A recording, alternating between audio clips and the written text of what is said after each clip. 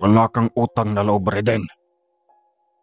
Alam mo tay, matagal na akong nagtitimpi sa ugali mo. Matagal na akong nasasakal sa ginagawa mong pagkontrol sa buhay ko. Dinadaan mo lang kami sa pagiging siga mo, pero ang totoo ay duwag ka. Hindi mangyayari ang ganito kung noon pa man ay gumawa ka na ng hakbang. Sa halip na humanap ng paraan, mas pinili mo ang tumakbo at umiwas. Tama ang anak mo, Re. Naturingan kang matalinong tao. Pero pagdating sa sarili mong pamilya, napakabobo mo. Napakamalas ko na ikaw ang naging asawa ko. Hindi mo kayang panindigan ang pamilya mo. Kung hindi mo kayang magpakaama sa amin, pinuputol ko na din ang pagiging anak ko sa'yo. Magtago ka habang buhay at tumakbo at umiwas. Wala akong pakialam. Nagampanan ko ang pagiging kuya sa kapatid ko. Hindi na baling mamatay ako ngayon kaysa habang buhay akong uusigin ng aking konsyensya dahil pinabayaan ko ang aking kapatid. Maligayang Pasko at mapagpalang bagong taon sa ating lahat. Tawagin mo na lang ako, Sir Caspar, sa pangalang Reden. Ako'y 48 taon sa kasalukuyan. Isang sundalo. Ang kwentong ibabahagi ko ang magbibigay linaw kung bakit pinili ko na maging binata hanggang sa kasalukuyan. Sa tuwing nalilipat ako sa ibang kampo, ang palaging tanong sa akin kung bakit wala akong asawa sa kabila ng pagkakaroon ng pinagpalang mukha. Alam mo, Sir Caspar, noong kabataan ko ay palagi akong pambato ng aming paaralan sa patimpalak ng talino at mukha. Masasabi kong sapat na patunay ang nahakot kong tropeyo sa ganong larangan. Ubong samar ako, Sir Caspar. Ang aking magulang ay parehong guro sa sekundarya. Pinalaki ako na maayos ng aking magulang sa paraan na mahinahon. Namulat kaming magkakapatid sa pangangaral ng aming magulang. Inilalapit sa Panginoon at higit sa lahat ay pinapaintindi nila sa amin ang kahalagahan ng isang edukasyon. Isagsagan ng mga piging at pagtitipon, kaya halos hindi magkanda o gaga ang aking mga magulang sa pagdalo sa pagtitipon. Sa tagal nilang dalawa sa pagtuturo, kaya halos ang kabataan sa amin ay dumaan sa pagsasangguni ng aking magulang. Sa paanan lang ng aming baryo ang isang kuweba na kilala sa katawagang Lawaan. Ayon sa kwento ng mga matatanda, na ang kuweba umano noon ay sadyang mapagbigay. Anuman ang hilingin ng mga taga roon ay binibigay ng mga nilalang na nakatira sa kuweba na tinatawag nilang Lawaan, na hango sa mga engkantong nakatira doon. Ayon sa kwento ng aking lolo at lola,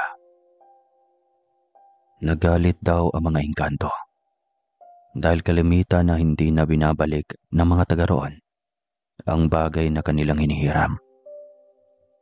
Kaya simula noon ay pinangingilagan na ang nasabing kuweba sa takot ng mga residente. Nabalikan sila ng galit na mga engkanto. Naabutan pa umano ng aking lolo at lola ang panahon na kung saan kapag may piging sa pagdiriwang ay sinusulat lang nila sa peraso ng papel ang kanilang kailangan na gamit. Babalikan lang nila sa susunod na araw para kunin ang gamit na kanilang hihiramin. Dahil gawa sa puro ginto ang nasabing mga gamit, kagaya ng mga plato, kubyertos, kaldero at lalagyan ng pagkain, ay kalamitang pinagkakainteresan ng mga residente at hindi na binabalik pa. Natutokso silang ariin ang nasabing mga gamit para ibenta at pagkakitaan. Simulang magkaisip ako ay ipinamulat ng aking mga magulang na iwasan ang mapagawisan na sabing kuweba na malapit lang sa kinatitirikan ng aming bahay. Ayon sa aking magulang, na mahigpit ipinagbili ng aking lolo at lola na wag lalapit sa nasabing kuweba. Labis ang aking pagtataka dahil may mangilan-ngilang residente sa amin na pumaparoon. Kalimitan na dinadayo ito ng mga turista pagsapit ng mahal na araw. Hindi naman sinasabi ng aking magulang ang dahilan kung bakit pinagbabawalan kaming lumapit doon. Mahilig akong magbarkada sa panahon ng aking kabataan, kaya palagi akong napapasama kapag may galaan. Isa iyon sa dahilan kung bakit nakatakim akong masabon ng aking magulang dahil nagtangka akong sumama sa aking barkada na pumasok sa kuweba ng lawaan. Ganoon na lang ang galit ng aking magulang na sina Tatay Re at Nanay Eden. Sinabi ko na noon pa sa'yo, Redel. Huwag na huwag kang tumangka na lumapit sa bakuran ng kuwebang lawaan. Bakit ka tumangkang lumapit doon? Pasensya na tay, nainganyo lang akong sumama. Dahil lahat ng kaibigan ko nagpasyang sumama. Masamang impluwensya ang mga kaibigan mo. Kaya magmula ngayon, ay bawal ka nang lumabas ng bahay kapag walang pasok. Nanay naman, paano na ako makapaglaro ng basketball kapag Sabado at Linggo? Papayag ako makipagkita ka sa iyong kasamahan sa basketball tuwing walang pasok. Ngunit may kondisyon. Kondisyon? Anong kondisyon tay? Sasamahan kita.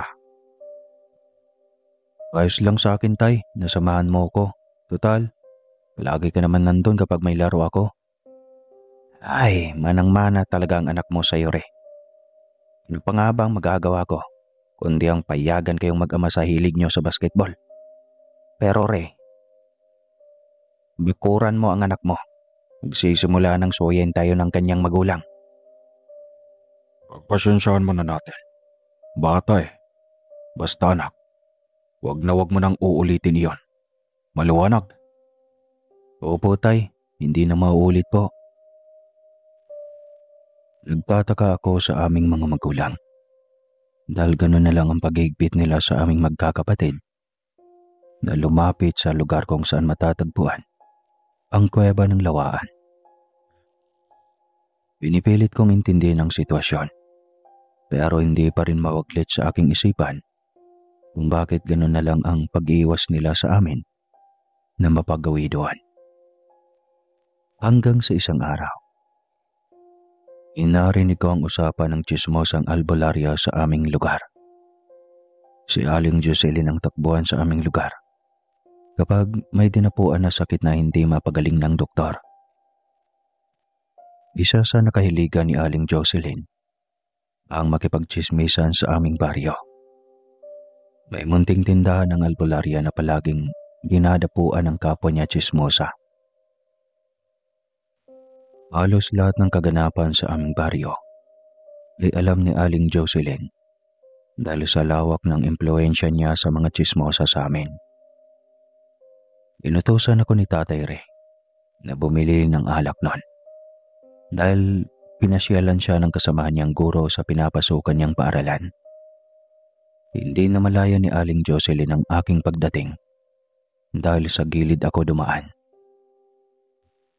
Alam niyo, naawa ko sa pamilya ni Ray.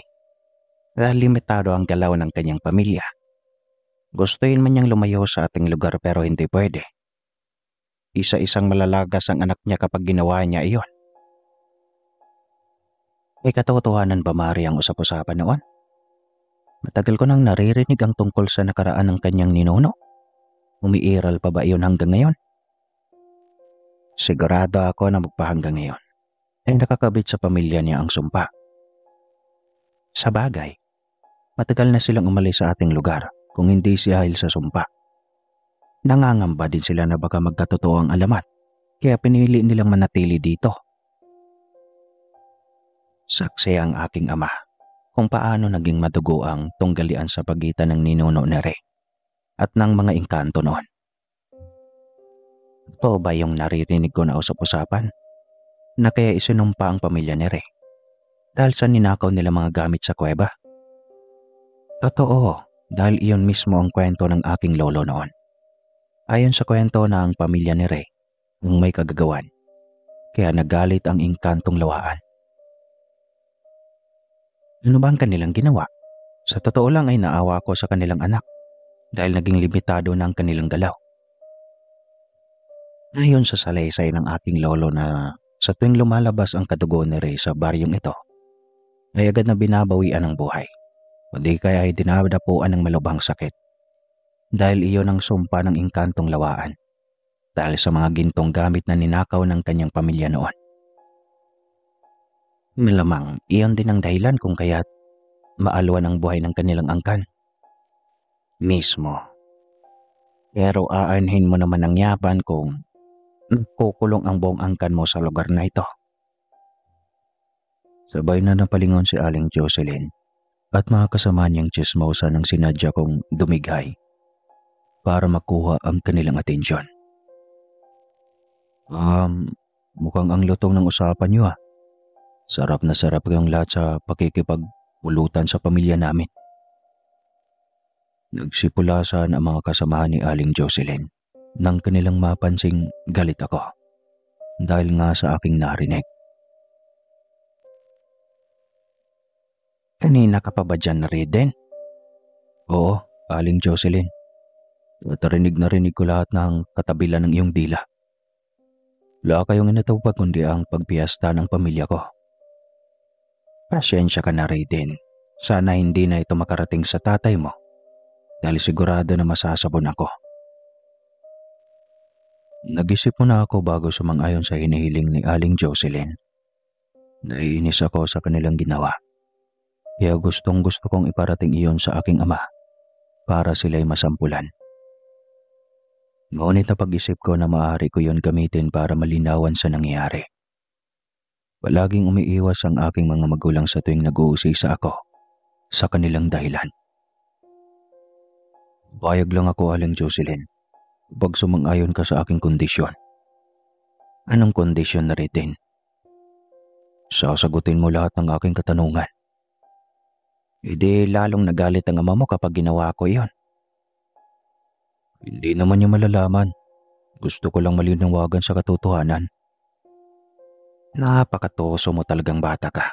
Halika sa loob para walang makakarinig sa usapan natin. Ginamit ko ang pagkakataon na iyon para mabigyan ng mga kasagutan ng aking mga katanungan na matagal ko nang pinag-iisipan. Gusto mong magkape, Reden? Basta walang lason ba? Yung batang ire. Chismosa ako, oo. Pero alam ng lahat na kahit minsan ay hindi ako tumanggi kapag may humingi ng tulong. Sang-ayon ako, Aling Jocelyn, sa iyong isinambit. Hindi lang sa agarang tulong kundi pati sa kaganapan dito sa ating baryo. Halos lahat ng kaganapan dito sa ating baryo ay nasasagap mo. Ikaw talagang bata ka, masyado mo naman akong pinipersonal. Hindi naman sa ganun, Aling Jocelyn. Hindi, nagsasabi lang ako ng totoo. O siya. Totoo na kung totoo. Sabihin mo na lang ang nais mong malaman para matapos na ito.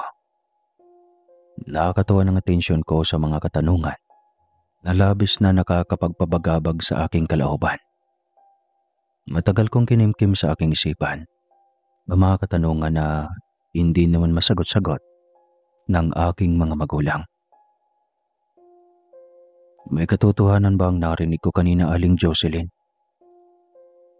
Chismosa ako, Reden, pero hindi sinungaling. Tama ang iyong mga narinig at tugma sa mga pangyayari sa nakaraan. Ipalagay na nating tama ang iyong sinambit, Aling Jocelyn. May alam ka ba na paraan para matuldukan ang sinasabi mong sumpa sa aking pamilya? Kailangan na may pag-aalay na gagawin para magawa nating makipag-ugnayan sa mga engkantong nakatira sa kuweba. Iyon ang tanging paraan para mabali ang sumpa. Kailangan na mapantayan ang kanilang kahilingan. Hindi ko alam kung makukumbinsi ko si Tatay Ray na makipagsapalaran, Aling Jose. Parang pinipili na umiiwas sa takbuhan ng aking mga magulang ang nangyayari sa aming pamilya. Hindi ko din magagawa ang ritual na pag-aalay na walang patnugot ng iyong parehong magulang. Buhay ang nakataya sa pag-aalay dahil maaaring maging agresibo ang pagtanggap ng mga engkanto. Pero may sapat kang kakayahan, Aling Jocelyn, na magawa iyon. Oo naman, hindi lang ako magaling na tsismosa, kundi dalubhasa din akong albularya. Bigyan mo lang ako ng sapat na panahon, Aling Jocelyn. Dahil ipoporsige kong makumbinsi ang aking mga magulang na may sagawa ang pag-aalay. Dati nang tinutulungan ng aking ninuno ang angkan mo rin. Dumaan sa madugong harapan ang ating mga ninuno. Sinubukan nilang makipagkasundo sa mga engkanto na nakatira sa kuweba. Ngunit nagmatigas sila.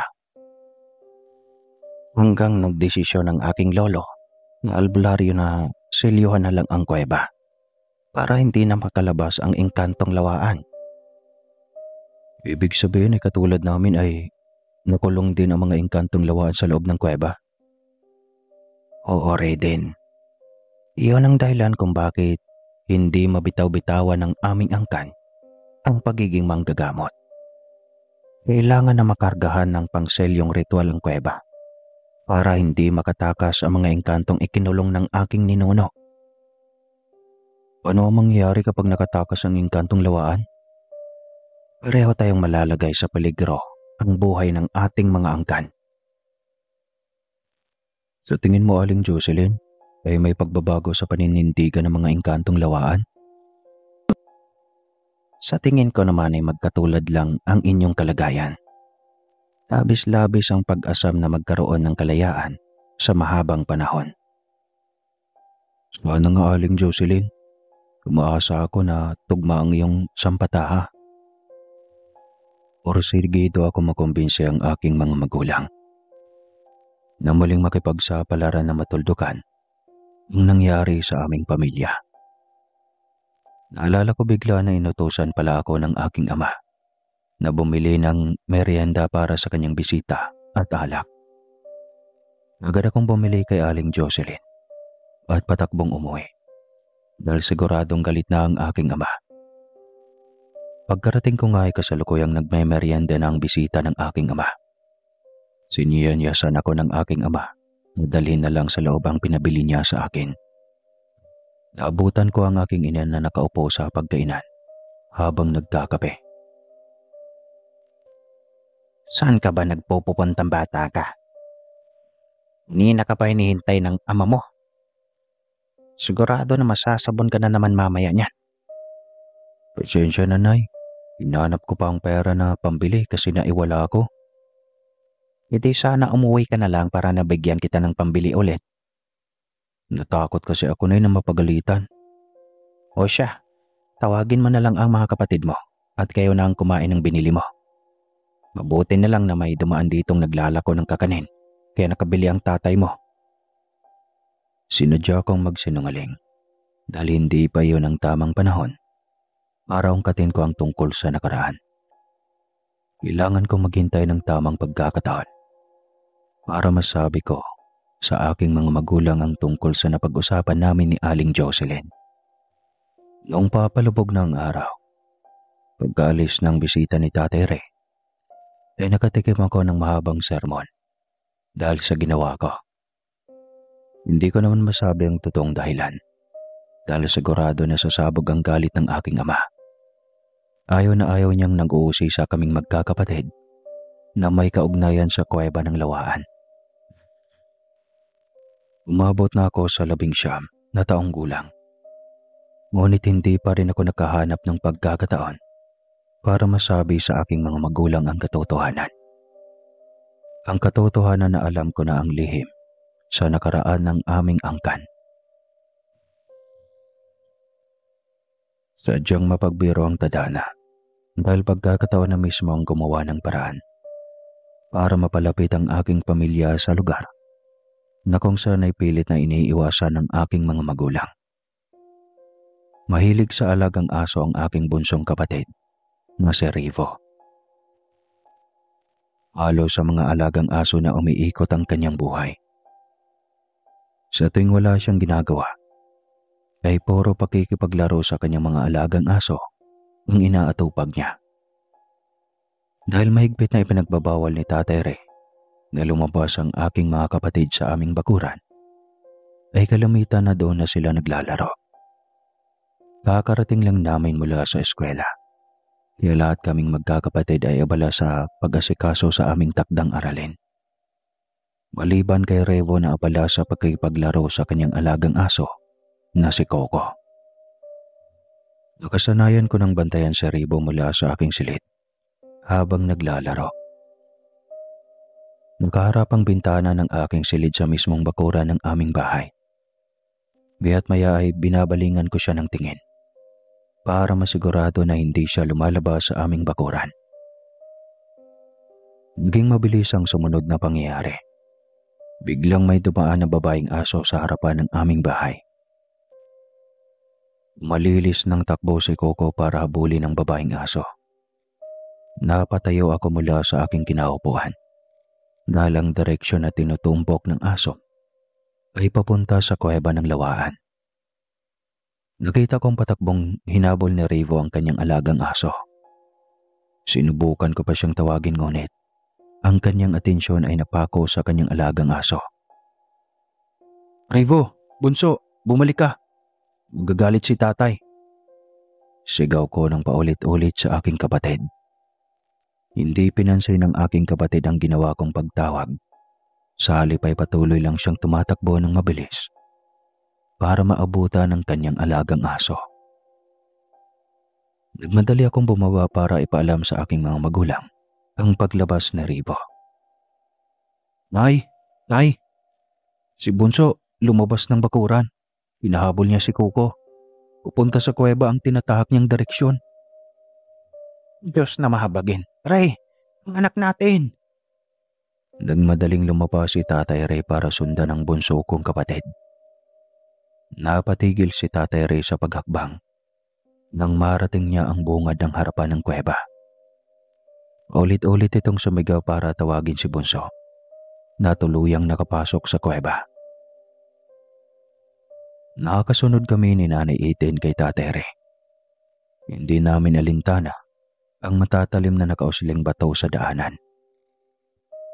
Hindi na kami nag-abala kasi noon na magsuot ng sapin sa paa. Anong gagawin natin, Ray? Tutunganga na lang ba tayo dito sa labas? Ano ang gusto mong gawin ko, Eden? Papasok ako doon para ipahamak ang buong pamilya natin. Anak mo rin ang naroon sa loob. Hintayin na lang ba natin na tuluyang mapahamak ang ating bunso? Ano ang gusto mong gagawin ko, Eden?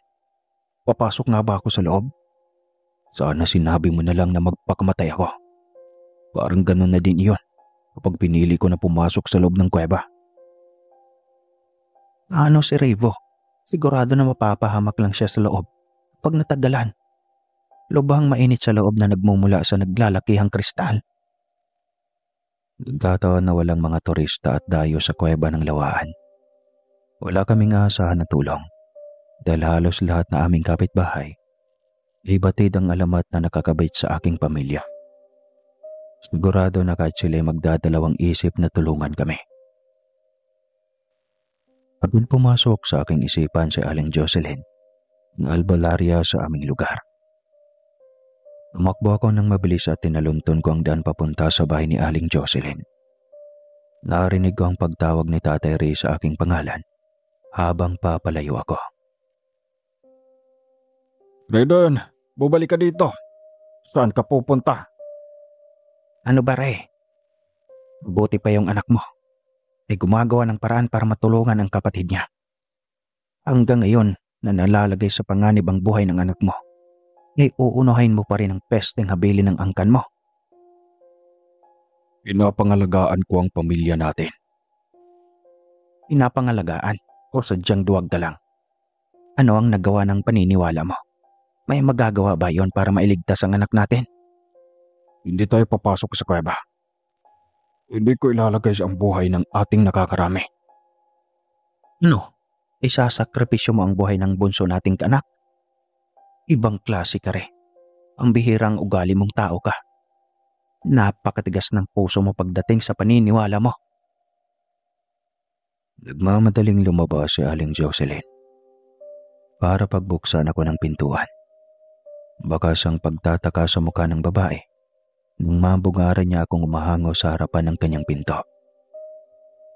Bakit hangos na hangos kang bata ka? May humahabol ba sa'yo? Halika, pumasok ka. Wala pong humahabol sa akin. Aling Jocelyn, tulungan mo po kami. Bakit? Anong nangyari? Si Rebo po. Si Rebo, ang bunso mong kapatid. Opo, Aling Jocelyn. Pumasok ang bunso kong kapatid doon sa kuweba. No? Bakit niyo pinabayaan? Pwede ba, Aling Jocelyn? Mamaya na tayo magdaldalan. Sa ngayon ay kailangan namin ng tulong mo para mailabas ang kapatid ko sa kuweba. Sandali. Kukuha lang ako ng asin para magamit na armas sa pagpasok sa kuweba. Pinabuhat sa akin ni Aling Jocelyn ang malaking supot ng asin. Hindi ko alintanang tumatagas na tubig mula doon. May katandaan na rin si Aling Jocelyn, kaya medyo mabagal na rin gumalaw. Kumakagat ang dilim nang makarating kami sa bungad ng kuweba. Pagdating namin ay nagawa pang magalit ng aking ama dahil nagtawag ako ng albularya. Anong ginagawa ng manggagamot dito? Hindi ako papayag na panghimusukan niya ang problema natin. Ang himasukan? May ginawa ka ba re? Maliban sa pagtunganga dito sa labas. Tumigil ka, Eden. Kanina pa ako naalibadbaran sa bunganga mo. Nag-iisip nga ako sa gagawin ko. Nag-iisip ako. Uy, Ray. Kanina pa tayo nakatayo dito. Pero wala ka pa rin ginagawa. Ano ang hinihintay mo? Ang mapatay si Bunso sa loob dahil sa init at nipis ng hangin? Ganon ba, Ray? Ako ang masusunod sa pamilyang ito. Hindi tayo apak sa loob ng kuweba. Iyon ang desisyon ko. Hindi na ako nakapagpigil sa aking sarili. Magkakasunod na suntok ang aking pinakawalan. Sa pulang pisngi ng aking ama. Nabigla si Tatay Ray sa aking ginawa at hindi niya inaasahan na ganun ang gagawin ko. Sabog ang kanyang uso dahil sa sapok na aking ginawa. Tumulo ang pulang likido na mula sa kanyang bibig. Bumagsak siya sa lupa dahil sa lakas ng aking pagkasuntok sa kanya. Nagpatulala si Tatay Ray at hindi maipinta ang kanyang muka. Akmang tatayo pa siya para gumanti sa aking ginawa. Pero pumagit na si Nanay Eden. Wala kang utang na loob, Reden. Lumutay, matagal na akong nagtitimpi sa ugali mo. Matagal na akong nasasakal sa ginawa mong pagkontrol sa buhay ko. Dinadaan mo lang kami sa pagiging siga mo. Pero ang totoo ay duwag ka. Hindi mangyayari ang ganito kung noon pa man ay gumawa ka na ng hakbang. Sa halip na humanap ng paraan, mas pinili mo ang tumakbo at umiwas. Rama ang anak mo, Ray. Naturingan kang matalino na tao pero pagdating sa sarili mong pamilya, napakabobo mo. Napakamalas ko na ikaw ang naging asawa ko. Hindi mo kayang panindigan ang pamilya mo. Kung hindi mo kayang magpakaama sa amin, pinuputol ko din ang pagiging anak ko. Magtago ka habang buhay, tumakbo at umiwas. Wala akong pakialam. Basta wag mo din akong pakialaman. Nagampanan ko ang pagiging kuya na sa kapatid ko. Hindi na baling mamatay ako ngayon, kaysa habang buhay akong uusigin ng aking konsyensya dahil pinabayaan ko ang aking kapatid. Parang binuhusan ng malamig na tubig si Tatay Ray. Napaupo na lang siya habang nakasabunot ang dalawang kamay niya sa kanyang ulo. Nababatid kong labis siyang naguguluhan sa bagay na kanyang gagawin. Inak, ikaw nang bahala makipagsapalaran na makuha ang kapatid mo sa loob. Hindi ako lalabas, Nay, hanggat hindi ko dala ang aking kapatid. Ngayon na Reden, sigurado na nahihirapan ng makahinga ang kapatid mo. Sakaling nandun nga siya sa loob. Jocelyn, ikaw nang bahala sa aking anak. Manalangin ka lang, Eden. Lakasan mo lang ang pananampalataya mo. Pumasok nga kami ni Aling Jocelyn sa loob ng kuweba. Tuluyan ang nilamon ng kadiliman ng loob ng kuweba, kaya binuksan ni Aling Jocelyn ang dala niyang pailaw. Nabigla kami nang bumungad sa amin ang nakakagimbal na tanawin. Nagkalat sa buong paligid ang gutay-gutay na katawan ni Coco, ang alagang aso ng aking kapatid. Aling Jocelyn, anong nangyari sa aking kapatid? Buhay pa kaya siya? Napaupo na lang ako sa loob ng kuweba dahil hindi mahagilap ng aking paningin si Rivo. Ipinikit ni Aling Jocelyn ang kanyang mata at hinawakan ang parte ng lupa na may pinatak ng dugo. Gumuhit ang takot sa mukha ni Aling Jocelyn at napahawak siya sa aking balikat. Aling Jocelyn, ano ang nakita mo? Buhay pa ba ang kapatid ko? Buhay pa si Rivo Ridin. Ngunit, tinukot siya ng engkantong lawaan at kasalukuyang ikinilong sa kanilang kaharian sa pusod ng kuwebang ito. May magagawa pa ba tayo para mabawi si Rivo? Kailangan natin mag-ingat dahil sa maling hakbang lang natin ay maaring tapusin ng engkantong nakatara sa kuwebang ito ang buhay ng iyong kapatid. Hintayin na lang ba natin na mamatay si Rivo, kakabay ng mga engkantong iyon? Kailangan natin pagandaan ang gagawin nating hakbang. Sa tingin ko naman ay mayroong dahilan kaya nila dinukot ang iyong kapatid. Bigla na lang akong nakaramdam ng sobrang lamig. At tila ba may mga kamay na nakahawak sa akin. Nanlaki ang mga mata ni Aling Jocelyn at ilang segundo siyang natigilan. Riden, ikaw ang susunod nilang kukunin. Dumampot ka ng asin at ihagas mo sa paligid. Mabuti na lang at hindi ko na ilayo sa aking tabi ang dala kong asin. Nagawa kong damputin na tulang habas na pinaghahagi sa buong paligid. Nakakarinig ako ng hiyawan sa paligid. Umaalingaw-ngaw ang himpit na daing papunta sa kaloob-looban ng kuweba. May nakikita ka ba bang engkanto sa paligid, Aling Jocelyn? Nagpulasa na silang lahat, Riden, dahil sa pagkasunog ng kanilang balat. Hindi sila magkamayaw sa pagtanggal ng asil na kumapit sa kanilang balat. Paano ba yun, Aling Jocelyn? Baka ibubunto nila ang galit sa aking kapatid. Ako ang bahala. May gagawin akong ritual para magdalawang isip silang saktan ng iyong kapatid. Ibigay mo sa akin ang sopot ng asin. Iniabot ko ang sopot ng asin kay Aling Jocelyn. Umusal ang babaeng albularyo ng dasal habang inahagisan niya ng asin ang bawat sulok ng kuweba. Napatras ako dahil biglang may lumitaw na mga matang umaapoy sa dulo ng kuweba. Papalapit iyon sa aming kinatatayuan. Tuluyang pinatay ni Aling Jocelyn ang dala naming ilaw. Aling Jocelyn, bakit mo pinatay ang ilaw? Hindi makakalapit ang mga engkantong nakatera dito pag may maliwanag. Matagal na silang nakakulong dito, kaya nakaramdam na sila ng matinding pinsala kapag natamaan ng liwanag. Bakit mo sila hayaang makalapit? Sigurado na papatay nila tayong dalawa kapag binigyan natin sila ng pagkakataon na makalapit. Huwag kang matakot, Riden. May ginawa na akong pananggalang.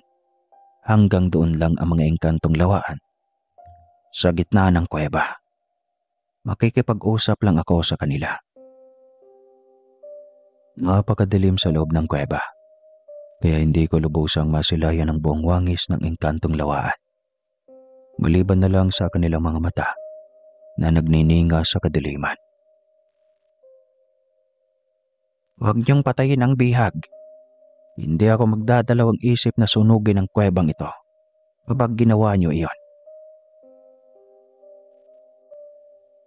Nakipag-usap si Aling Jocelyn sa mga engkantong lawaan.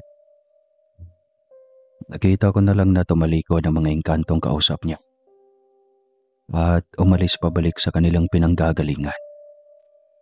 Hindi ko mawari ang kanilang usapan dahil para mga sipo lang at matitinis na hiyaw ang aking naririnig. Sa paraan ng pagkikipag-usap ni Aling Jocelyn, sigurado ako na mayroong nagaganap na pagtatalo. Umayag ba sila Aling Jocelyn sa kondisyon mo? Wala silang magagawa Raiden, kundi ang sumunod. Malilipol ang lahi nila kapag tinutuo ko ang aking banta. Lalo pa tumibay ang silyo ng kuwebang ito dahil sa ritual na ginawa ko.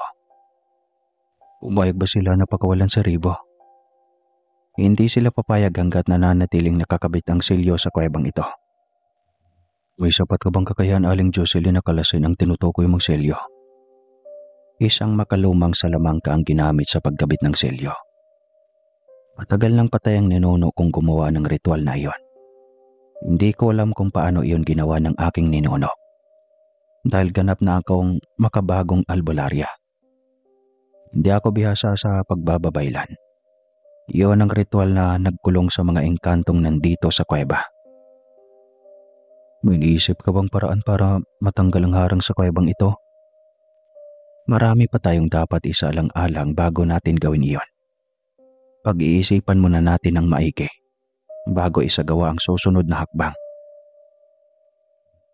Lumisan kami ni Aling Jocelyn sa loob ng kuweba para makapag-isip sa pinakamainam na hakbang na aming gagawin. Kailangan na isalang-alang namin ang maraming bagay at higit sa lahat, makahanap ng paraan para matanggal ang harang sa kuweba na naging dahilan para makulong ang mga engkantong lawaan. Sa tingin ko, Raiden, kaya gano'n na lang ang takot ni Rey na lumapit kayo sa kuweba dahil may ideya na siya sa mangyayari. Iyon din ang sampata ko Aling Jocelyn. Pero bakit niya itinago sa amin ang bagay na ito? Sana naging malinaw sa aming magkakapatid ang dahilan kung bakit kailangan naming umiwas sa kuweba. Hindi mo pwedeng sisihin ang ama mo, Raiden. Iyon ang naisip niyang paraan para mapangalagaan ang kanyang pamilya. Maaring salungat iyon sa pagkaintindi mo, pero hindi iyon nangangahulugan na wala siyang pagmamahal sa inyong magkakapatid. Sa halip na mag-away ay kailangan niyang magkaisa sa ngayon. Matatag ang pundasyon ng isang pamilya kapag nabubuo, nagkakaunawaan at may pagkakaisa. Pasensya ka na Aling Jocelyn sa mga nasabi ko noon tungkol sa iyo. Ang alin doon? Ang pagtawag mo sa akin ni Chismosa? Yun nga po, nahiya po ako sa iyo. Totoo naman na chismosa ako. Bakit ka mahihiya? Alam mo, Raiden, tao lang tayo, nagkakamali. Ganon din ang ama mo. Hindi perpektong ama. Humingi ka ng tawad sa ginawa mo. Opo, Aling Jocelyn. Hingi ako ng tawad sa aking ama. Umuwi na muna tayo. Total naging malinaw naman ang kasunduan sa pagitan namin ng mga engkantong lawaan. Hindi nila sasaktan sa Revo. Dahil kapag ginawa nila iyon, ay para na rin silang nagukay sa sarili nilang mga puntod. Galabas namin sa kuweba ay wala na doon ang aking mga magulang. Agad kaming naglakad ni Aling Jocelyn para umuwi sa aming bahay. Naadat na namin sina Nanay Eden at Tatay Ray na parehong umiiyak. Agad kaming sanalubong ni Nanay Eden na halatang balisa at hindi mapakali. May nakahanda na siyang tanglaw para sana sumunod sa amin ni Aling Jocelyn. Nakuha niyo ba si Ribo? Nasaan ang kapatid mo, Raiden? Hindi po, Nay. Doon pa rin si Ribo sa loob ng kuweba. Dinukot si Bunso ng engkantong lawaan. Diyos ko, ang anak ko. Napagulgol ng iyak si Nanay Eden dahil sa labis na pag-aalala sa aking kapatid. Sunod na nag-iyakan ng iba ko pang kapatid. Nay, ano ba? Buhay pa si Rivo. May pag-asa pa tayo na mabawi si Bunso. Gagawin ko ang lahat para mabawi ang aking kapatid, Nay. Anak, baka umiiyak na ang kapatid mo. Baka nagugutom na iyon. Pupuntahan ko siya doon para pakainin. Nay, ano ba? Hindi mo pwedeng puntahan si Rivo. Dahil itinago siya ng engkantong lawaan sa karian nila, doon sa pusod ng kuweba. Napatayo si Tatay Ray at itinulak ako. Dahilan para mapasubsob ako sa upuan. Mabuti na lamang at tumama ako sa malambot na bahagi, kaya hindi ako napuruhan. Puno si Aling Jocelyn sa inaasta ng aking ama, kaya nang himasok na ang matanda. Ray, ano ba? Ginagawa na ng anak mo ang lahat tapos magkakaganito ka pa. Ano ang gusto mong mangyari? Bastos ang batang yan. Walang utang na loob. Ano ang pinagyayabang mo? Ano ang gusto mong patunayan? Ano ang ipinagpuputok ng botse mo? Dahil sinuntok ka ng anak mo, ganoon ba? Huwag kang manghimasok dito, Aling Jocelyn. Dahil problema naming magpamilya ito. Oo, Ray. Problema ng pamilya nyo. Pero pamilya nga ba ang turing mo sa kanila? Tanong mo sa sarili mo kung minsan ba ay pinakinggan mo ang hinaing ng pamilya mo. Kabutihan lang nila ang iniisip ko. Oo, ang kabutihan ng pamilya mo. Pero naging mabuti bang resulta sa ginawa mong pagkontrol sa buhay nila? Napaupo si Tatay Ray habang iniisip ang mga silitang isinambit ni Aling Jocelyn.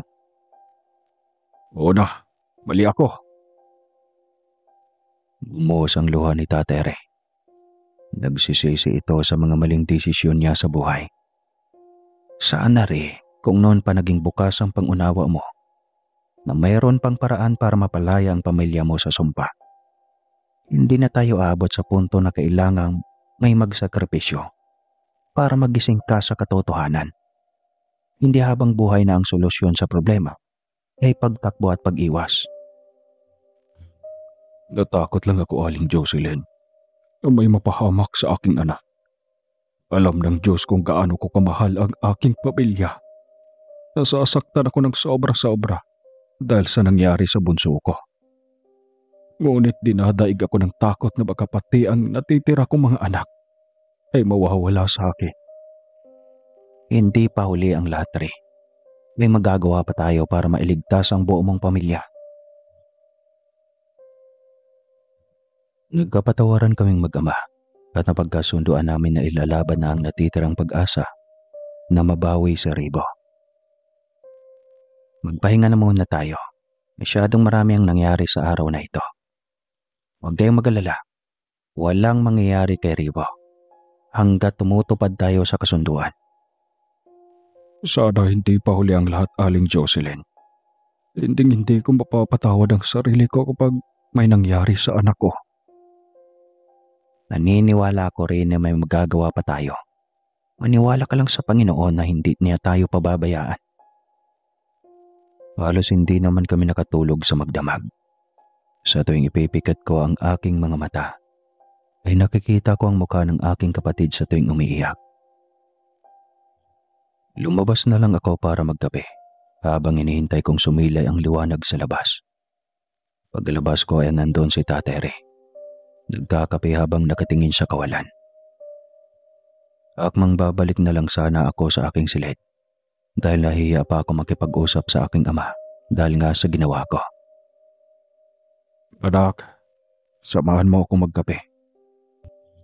Kumuha ng tasa si Tatay Ray at tinimplahan ako ng kape. Inilapag niya ito sa kanyang harapan at suminyas na umupo ako doon. Tay, pasensya ka na ulit sa nagawa ko kagabi ha. Hayaan mo na iyon, anak. Hindi na ako galit. Napaangat ako ng aking mukha dahil nakayuko lang ako habang nakikipag-usap sa aking ama. Nadala lang ako sa emosyon ko, Tay. Alam mo naman kung gaano ko kamahal ang aking mga kapatid. Hinuwakan ako ni Tatay Ray sa balikat. Ikinararangal kita, anak. Isa ka sa pinakamagandang bagay na ipinagkaloob ng Panginoon sa amin ng nanay mo. Mawala man ako ngayon, magiging kampante na ako. Makakaya mo ng pangalagaan ng pamilya natin. Nagmana ka talaga sa aking katatagan at katapangan. Mahal ka ni tatay, anak. Salamat po, Tay. Salamat dahil naintindihan mo ang aking pinanggalingan. Nag-usap kami ni Tatay Ray at ibinahagi niya sa akin ang kwento tungkol sa nakaraan ng kanyang angkan. Nalaman ko buhat sa aking ama na hindi na pala ordinaryong pagnanakaw ang ginawa ng kanyang ninuno, kundi isang panluloko at panlalamang. Umibig umano ang engkantadang lawaan sa lolo ni Tatay Ray. Lingid sa kaalaman ng engkantada, habang malaya na nakapasok si lolo, ay patuloy ang pagkulumbat niya sa mga gamit ng engkantada na pawang gawa sa ginto.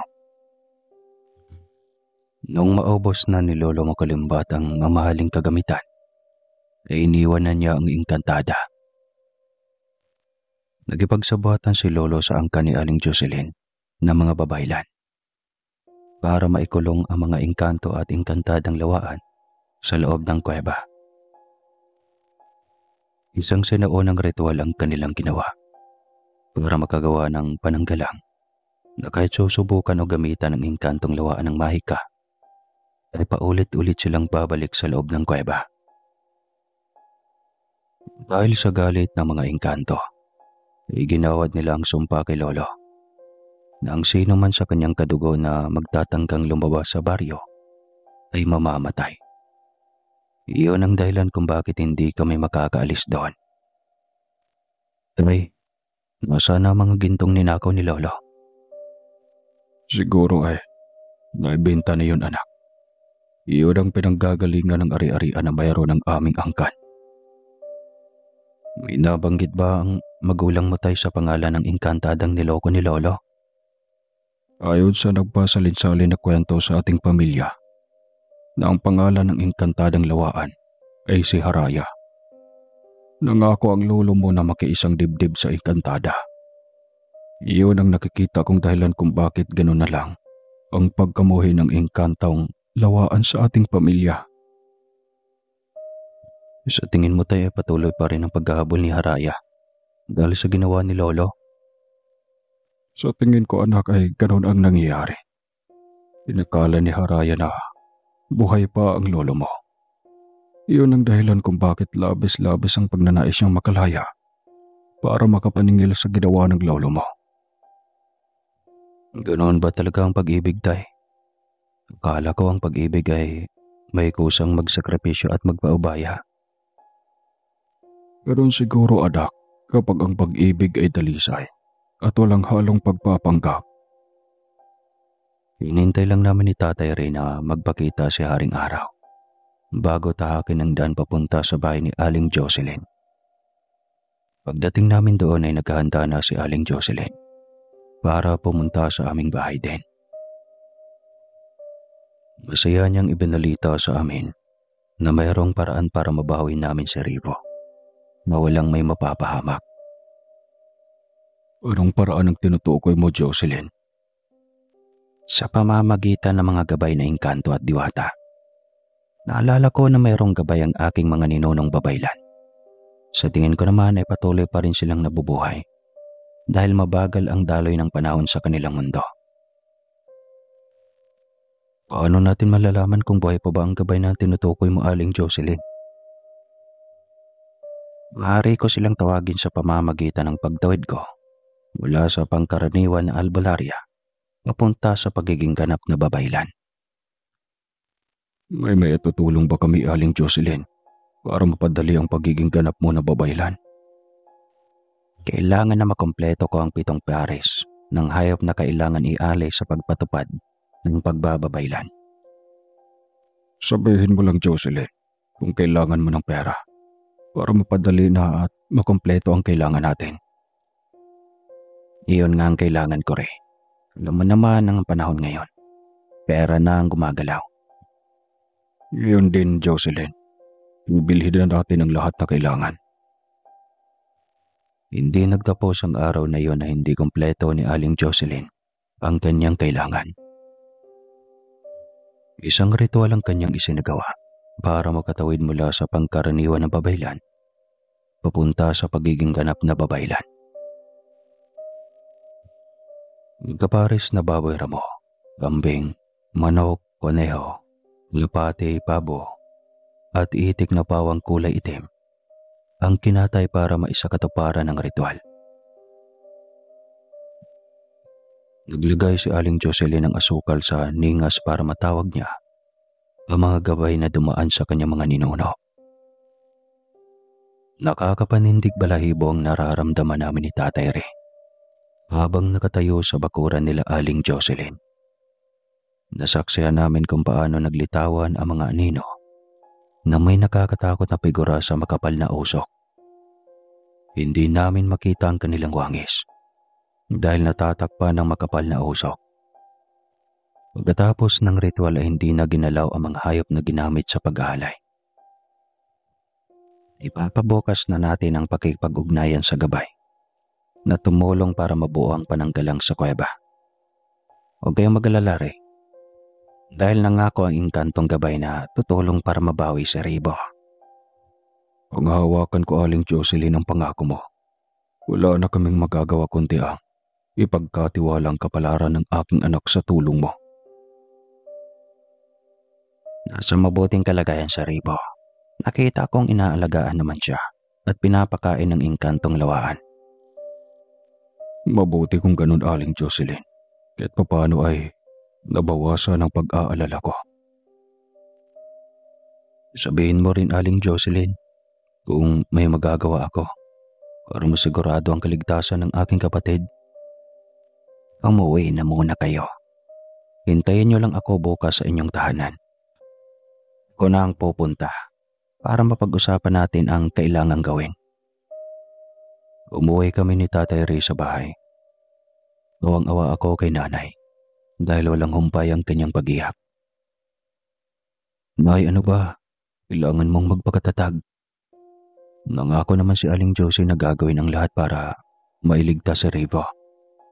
Magkakasakit ka lang sa ginagawa mo eh. Sinusubukan ko, anak, pero hindi ko talaga kaya.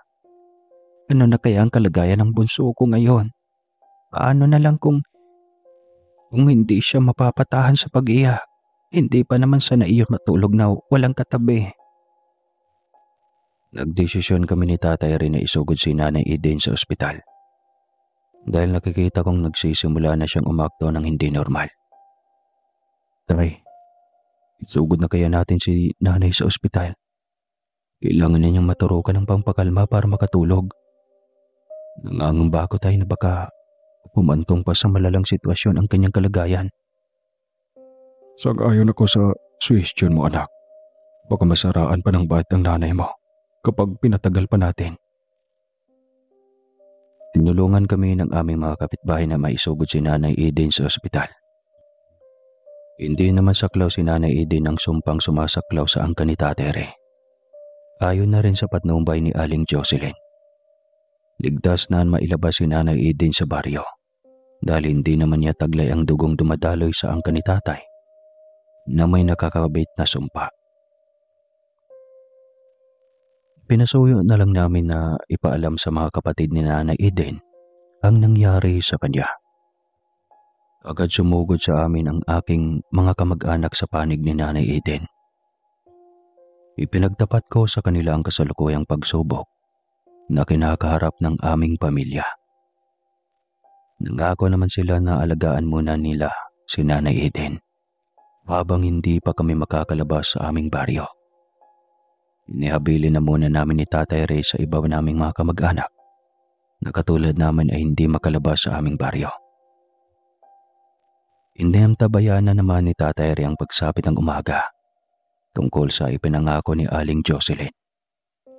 Hindi nga natagalan ay nakita namin siyang paparating sa aming bahay. May bit-bit siyang mga gamit na nakalagay sa kulay pula na lalagyan. Doon natin isasagawa ang ritual sa kuweba ng lawaan. Ang gabay na diwatang tumulong sa aking lolo para mabuo ang pananggalang magsisilbing pagitan para makausap natin ang inkantong lawaan. Ngayon din ay alis na tayo, Aling Jocelyn. Kailangan na masimulan ang dapat gawin para mapalaya si Ribo. Aminin ko na natatakot ako. Dahil ito ang unang pagkakataon. Napapasok ako sa nasabing kuweba na iniiwasan ko na sa 4 na dekadang mahigit. Wala kang dapat ikatakot, Ray, dahil ginagabayan ako ng malakas na gabay. Pipilitin ko, Aling Jocelyn, na harapin ang aking takot. Napagtanto ko na mayroong pinagdadaanan ng aking ama. Ang takot niya noon ay naging banta na sa kanyang mentalidad, hanggang ito na mismo ang unti-unting sumisira sa kanyang pagkatao. Ay, kailangan mong malampasan ang takot na namamayani sa iyong puso. Hanggat patuloy mong dinadalang takot sa iyong sarili, hindi ka magkakaroon ng katahimikan. Pipilitin ko, anak. Pipursige ko na malampasan ang takot na pasan-pasan ko mula pa pagkabata. Nagkamali pala ako sa pagkakilala sa aking ama. Ang taong inakala ko na matigas, meron palang iniinda sa kanyang puso sa mahabang panahon. Hinawakan ko ang aking ama sa balikat para palakasin ang kanyang loob. Ay, magagawa nating lampasan ang pagsubok na ito. Maniwala ka lang at magtiwala sa ating kakayahan. Oo, anak. Magpakatatag ako. Nagsimula na kaming maglakbay papunta sa kuweba. Naging punot dulo ng lahat. Pagkarating namin doon ay tinalian ni Aling Jocelyn ang kanyang ulo ng tela na kulay pula. Iyon umano ang simbolo na ang taong nagsasagawa ng ritual ay isa ng ganap na babaylan. Nagsimulang magpausok si Aling Jocelyn. May inilagay siyang mga tuyong halaman sa ningas. Ang pinakahuling inilagay niya ay ang asukal na naging dahilan para mamayani ang nakakatakam na amoy. Iyon din ang dahilan para kumapal ang usok sa loob ng kuweba. Nagsimula siyang umusal ng dasal na naging dahilan para lumamig sa loob ng kuweba na punong-puno ng nag-uumpukang bato na kristal. Biglang lumitaw ang mga anino sa paligid na may iba't ibang hugis. Muling lumitaw ang mga nilalang na may umaapoy na mata sa pusod ng kuweba. Naramdaman ko ang panginginig ni Tatay Re. Tagaktak ang kanyang pawis habang nasasaksihan ang buong pangyayari. Tay, huwag kang matakot. Hindi makakalabas ang mga engkantong lawaan hanggat nakakabit ang mga mananggalang sa kuweba. Anak, masisiraan ako ng bait sa nangyayari. Hindi ko akalain na ganito pala ang mga nilalang na minsang naisahan ni Lolo. Nandito tayo para makipag-ayos, kaya isang tabi mo muna ang pangyayari sa mga nakalipas. Nagsimulang makipag-usap si Aling Jocelyn sa mga engkantong nakakulong sa loob ng kuweba. Pagkatapos ng mahabang pakikipag-ugnayan sa mga engkantong nakakulong sa pusod ng kuweba, ay pansamantala niyang itinigil ang ritual. Naglaho ang mga aninong lumitaw at muling pumasok ang mga nilalang na may nag-aapoy na mata pabalik sa loob ng kuweba. Ano ang nangyari, Aling Jocelyn? Pumayag ba ang mga engkantong lawaan? Pumayag silang pakawalan si Ribo, kapalit sa pagkalas ng pananggalang na pumipigil na makalabas sila sa lugar na ito. Pumayag na din sila na hindi maghahabol sa kayamanan na wala sa kanila sa nakalipas. Mabuti naman kung ganon. Salamat at makakalaya na si Ribo. Ngunit may kahilingan ang engkantong lawaan para mabawi ang sumpa na ikinabit nila sa angkan mo, Re. Ano iyon, Aling Jocelyn? Kailangan na matutuloy ang ipinangakong pag-iisang dibdib ng lolo mo noon sa engkantadang lawaan. Iyon ang tanging paraan para maputol ang sumpa ng patuloy na nagpapasikip sa inyong kalayaan na makalabas sa baryong ito. Sana kung noon ko pa nalaman ang tungkol sa bagay na ito. Siguro napigilan ko pa ang pagkamatay ng mga mahal ko sa buhay. Hindi pa huli ang lahat, Re. May mga inapo ka pa na kailangan niyang isipin. At isa alang-alang. Iisipin mo na lang kapag nabuwag ang sumpa ay hindi na dadanasin ng salinlahi niyo sa hinaharap ng ganitong suliranin. Maaari pa ba akong magboluntaryo na makiisang dibdib kay Haraya? Humiling si Aling Jocelyn bilang tugon sa katanungan ng aking ama. Kailangan ng isang binata ang tutupad sa pangako. Napako ang tingin ni Aling Jocelyn sa aking direksyon. Agad ko namang nakuha ang nais niyang tumbukin. Sinabi ko sa aking sarili na gagawin ko ang lahat para makalaya lang ang buong angkan ko sa sumpa. Anak, hindi mo kailangan gawin ang bagay na ito. Hindi, tay. Obligasyon kong gawin ang bagay na ito. Alang-alang sa aking mga kapatid. Handa akong magsakripisyo, tay. Nakita kong nagbuntong hininga si Aling Jocelyn. Alam kong hindi siya sang-ayon sa desisyon ko at nahahabag ang babaylan sa aking kalagayan. Nalalagay ako sa posisyon na sobrang alanganin. Ay, nakakamangha. Napakadalisay ng kalooban mo, Reden. Lubos akong umahanga sa ipinamalas mong kabutihan. Hindi makasarili at higit sa lahat ay dalisay ang pagmamahal sa pamilya. Buo na ang pasya ko, Aling Jocelyn. Ako ang magboboluntaryo na makiisang dibdib sa engkantadang si Haraya. Ako ang tutupad sa pangako na naging punot dulo ng galit at pagkamuhi sa aming angkan. Dahil nakapagpasya ka na, Reden, at mukhang bukal sa kalooban ng desisyon mo, isasagawa ko na ang pakikipag-ugnayan para selyuhan na ang kasunduan. Muling nagtawag si Aling Jocelyn ng gabay para maisagawa ang ritual sa pagkalas ng pananggalang. Naramdaman ko na biglang lumamig ng husto sa loob ng kuweba. Narinig ko ang hiyawan mula sa loob ng kuweba. Muling nagpakita ang mga nilalang na may mapupulang mga mata.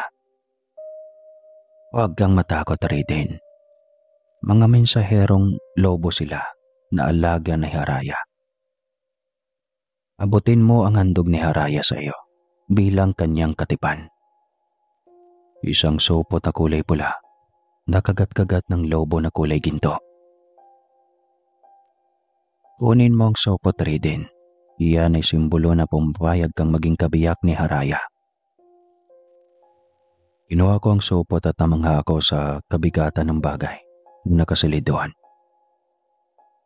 Buksan mo ang sopot para makaalis na ang mensaherong lobo na pinadala ni Haraya. Nalungkot ako bigla dahil naalala ko si Ribo na hindi pa rin nakakabalik mula sa kaharian ng mga engkanto.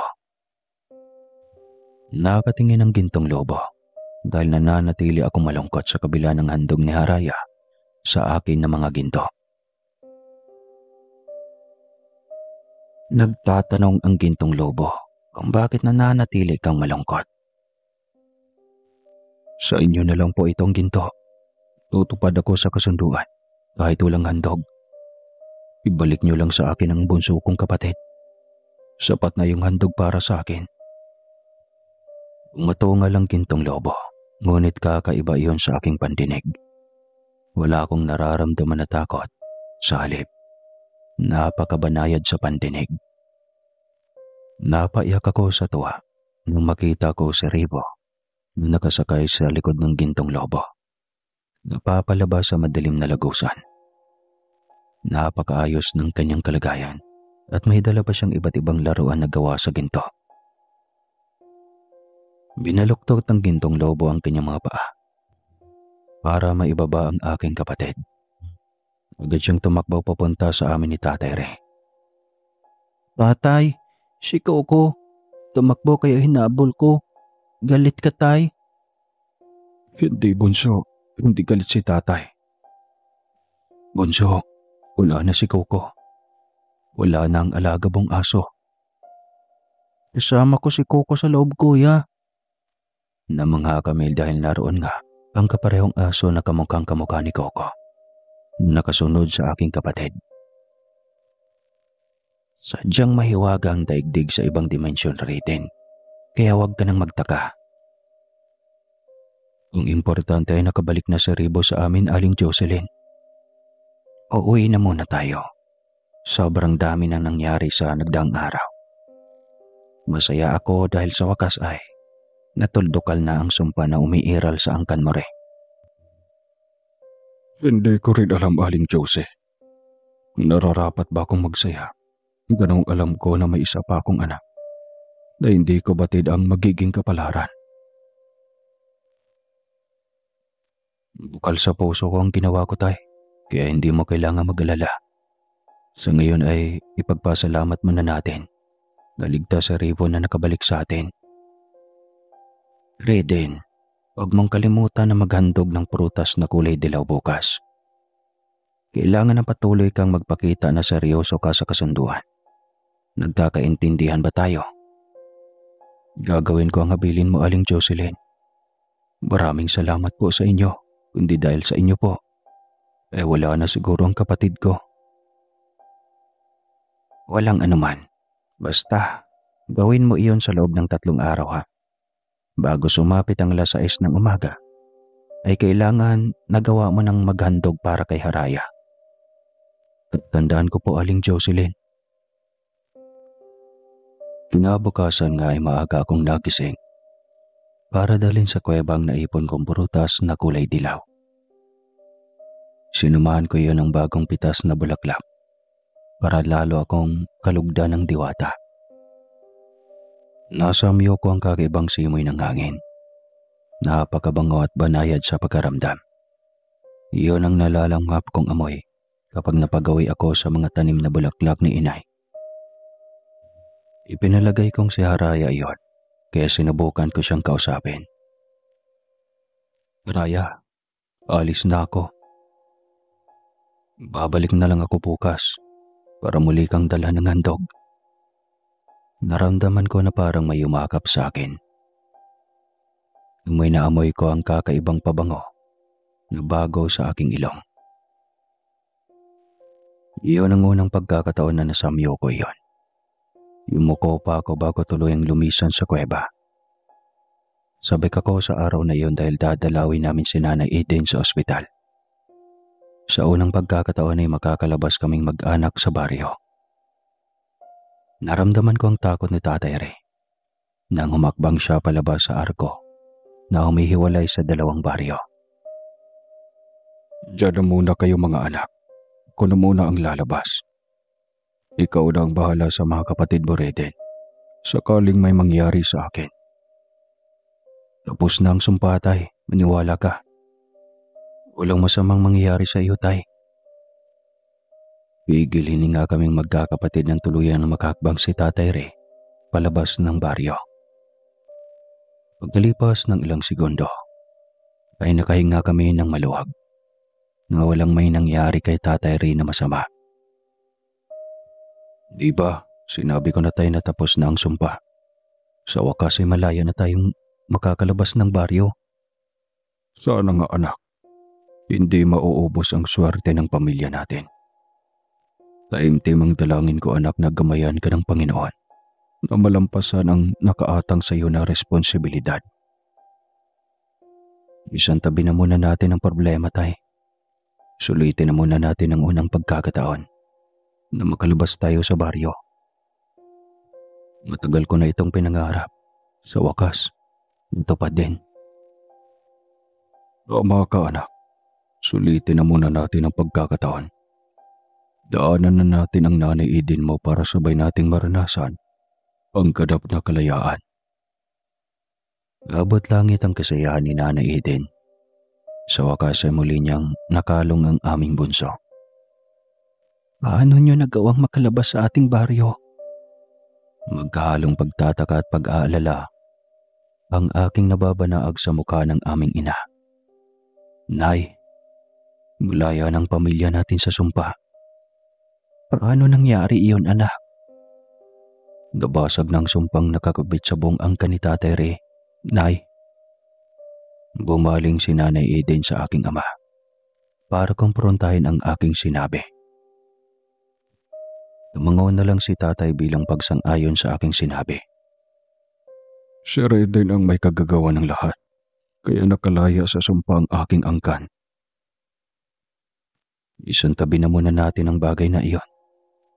Isasalaysay ko ang buong pangyayari, Nay, kapag nakauwi na tayo.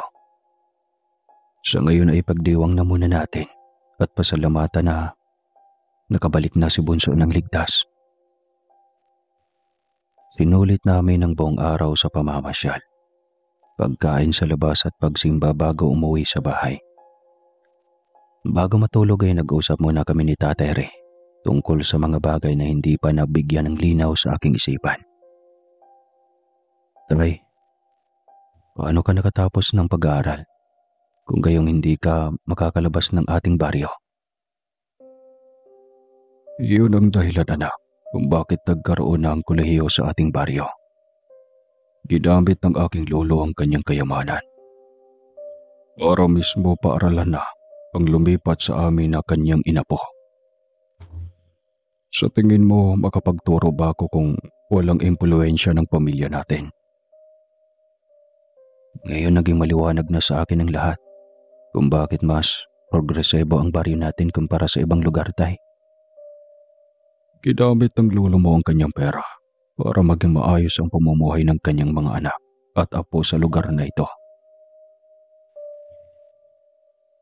Inabukasan ay masinsinan kaming nag-uusap ni Nanay Eden.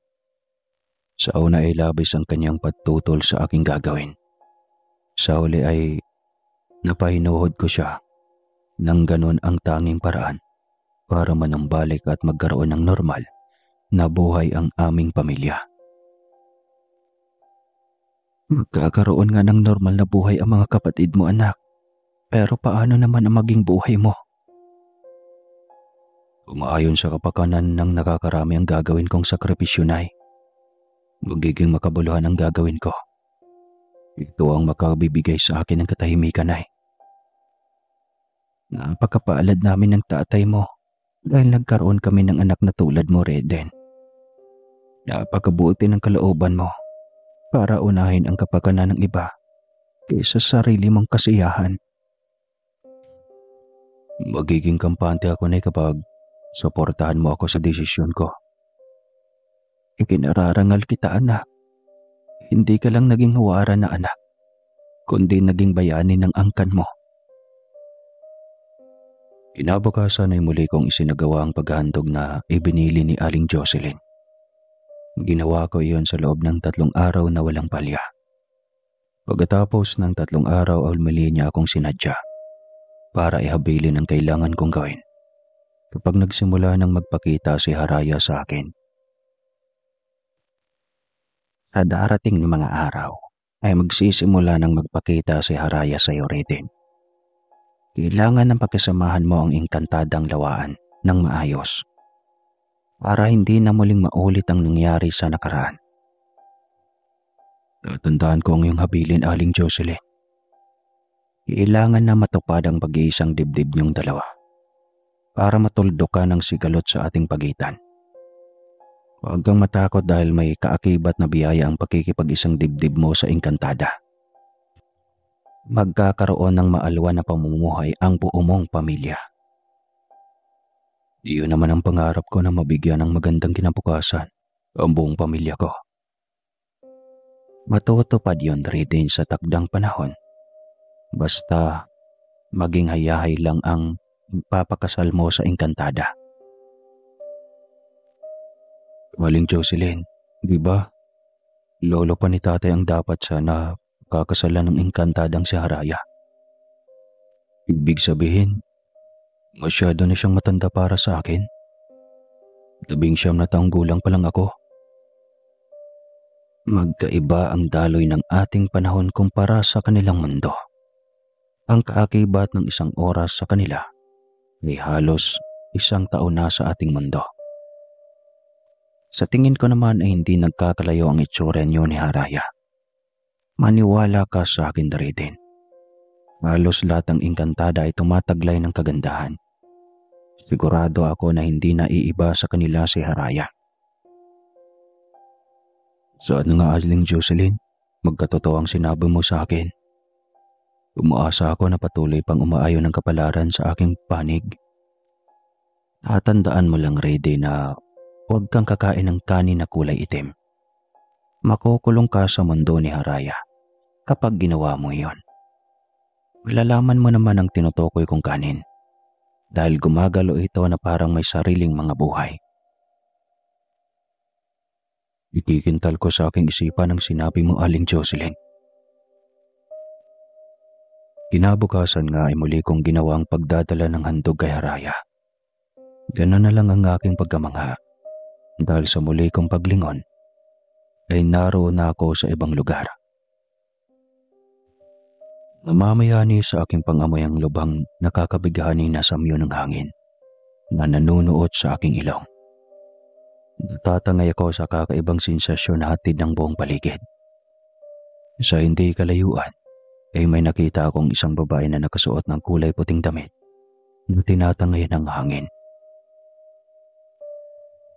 Nagsulputan sa aking tabi ang mga gintong lobo na ayon kay Aling Jocelyn ay mga mensaherong alaga ni Haraya. Pinagtulakan ako ng 3 gintong lobo papunta sa babaeng nakatalikod.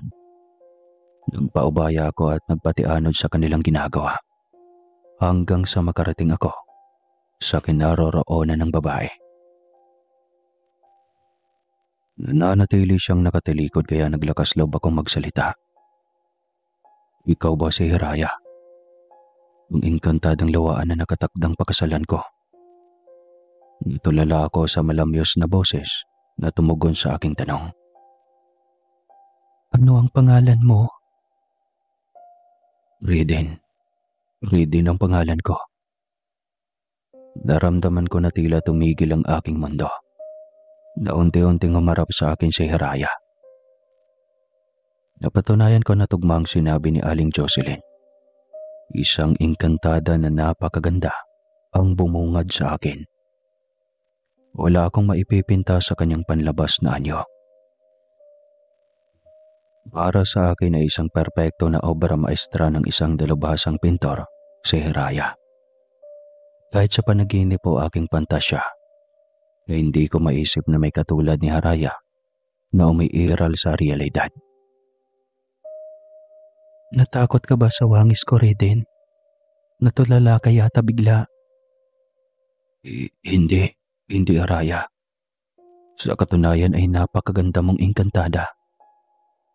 Hindi ako makapaniwala na may katulad mong umiiral sa realidad. Lubos mo talaga akong napapahanga, mortal. Hindi ka lang pala nagtataglay ng ginintuang kalooban, kundi may taglay ka ding kagalingan sa pambobola. Hindi ako nang bobola, Haraya. Napakaganda mo talaga. Hindi na ako nakapagtimpi. Agad kong kinuha ang kamay ni Haraya at hinalikan ito ng paulit-ulit. Halika na nga sa loob ng kastilyo ng aking ama. Kanina ka pa niya hinihintay. Natatakot ako, Haraya. Baka magalit ang ama mo sa akin. Bakit naman siya magagalit sa iyo? Maniwala ka sa akin, Reden. Magugustuhan ka ni ama, lalo na kapag maramdaman niya ang kabutihan na namamayani sa puso mo. Dinala ako ni Haraya sa isang kastilyong hindi na maabot ng aking paningin sa kabuuan. Ang nakapukaw lang sa aking paningin, ang karangyaan ng buong kastilyo na nalalatagan ng mamahaling bato. Dinala niya ako sa pinakagarbong bulwagan na mayroong dambuhalang kandelabra sa itaas na sumasakop sa buong kesame. Isang napakasaganang piging ang sumalubong sa akin. Nagsitayuan ng napakaraming engkantong lawaan na nakaupo sa mahahabang papagkainan. Pinasadya ni ama ang piging para sa pagdating mo, Reden. Nagdalawang isip ako na tumuloy dahil nakasuot lang ako ng pambahay. Nakakahiya naman ang ayos ko, Haraya. Halos ang nandito sa piging ay nakapaganda, samantalang ako ay nakapambahay lang. Iyon lang bang problema mo? Tumango na lang ako kay Haraya bilang tugon sa kanyang tinuran.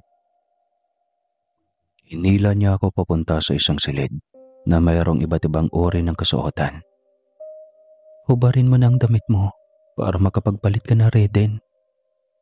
Ayos lang ba magubad ako sa harap mo? Tumawa si Haraya habang nakatingin sa akin. Mahihiya ka pa sa akin. Matitikman ko rin naman yan mamaya. Magubad ka na. Tiyanak all.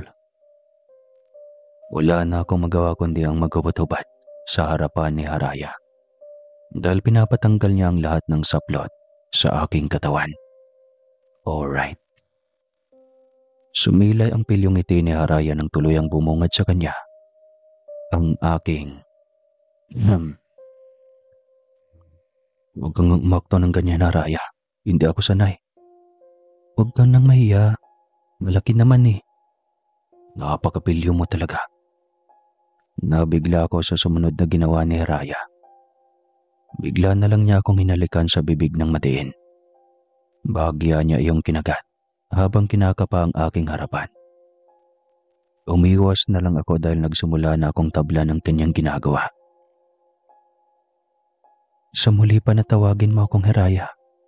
Halakyan kita sa harap mismo ng maraming engkanto. Masusunod.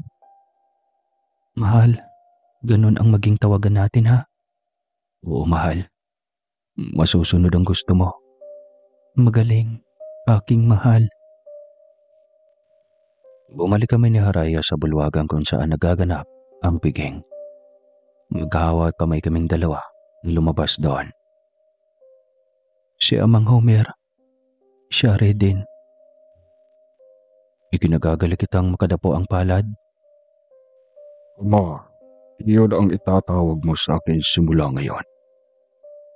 Masusunod po, Ama. Binabatay kita rin sa pagiging parte ng aking lipi na nabibilang sa hanay ng mga maharlikang engkanto.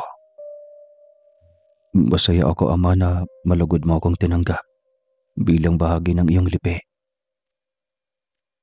Sa katuparan ng pag-iisang dibdib sa pagitan namin ni Haraya, naging marangya at magarbo ang pagtatapos ng aming kasal. Lumiwanag ang kalingitan sa pagtatapos ng aming kasal ni Haraya. Napakaraming paputok na tumagal habang idinadaos ang piging. Hinainan ako ng kanin na may dalawang kulay. Tinandaan ko ang sinabi ni Aling Jocelyn, kaya ang sinando ko ang kanin na kulay puti. Tadhana ang daride na makabalik pa sa piling ng kanyang kinalakihang pamilya. Pwede kang tumawid sa aming mundo anumang oras na iyong nanaisin na Reden. Ang tanging kahilingan ko lang, nabigyan mo ko ng apo bago ka bumalik sa iyong mundo. Matutupad ang kahilingan mo, Ama. Hindi ako aalis hangga't wala akong may maipupunla na sahilin dahil kay Haraya. Ganoon na nga naging kaganapan habang nandun ako sa mundo ng mga engkantong lawaan. Halos gabi-gabi akong kayod marino. Pinagsisikapan ko na mabuo agad ang ipinangako kong salinlahi sa ama ni Haraya. Hanggang sa wakas ay dumating ang panahon na aking pinakahintay. Nagdadalang tao si Haraya at masaya naming ibinalita iyon sa kanyang ama. Nagpaalam ako kay Haraya na bisitahin ko ang aking pamilya. Dahil sigurado ako na nag-aalala na sila sa mahabang panahon na nawala ako. Labis-labis ang aking kasiyahan dahil agad naman akong pinayagan ni Haraya na bisitahin ang aking pamilya. Inihatid pa ako ni Haraya hanggang sa hangganan ng dalawang mundo. Bumalik ka, mahal. Gusto kong masilayan ka ng ating anak mahal sa paglabas niya. Pangako, mahal. Hindi ako magtatagal. Nanibago ako sa kabayan na aking nadaanan. Dahil ilang buwan pa lang naman ang inilagi ko sa mundo ng mga engkantong lawaan. Dalawang isip ako na pumasok sa malaking bahay na bumungad sa akin. Ilang beses kong ginusot ang aking mga mata dahil hindi ako makapaniwala na iyon ang aming bahay. Naniwala lang ako nang bumungad sa akin ang pamilyar na mukha. Binatilyo na si Ribo. Kaya napagtanto ko na mahabang panahon akong nawala sa amin. Kuya Raiden, ikaw na ba yan? Ang laki mo na, bunso. Binatilyo ka na. Manang-mana ka kay kuya na pugi. Ikaw nga itong halos pinag-iwanan ng panahon. Mukhang mas matanda pa ang ating dalawang kapatid na sumunod sa iyo, kuya. Ikaw talagang bata ka.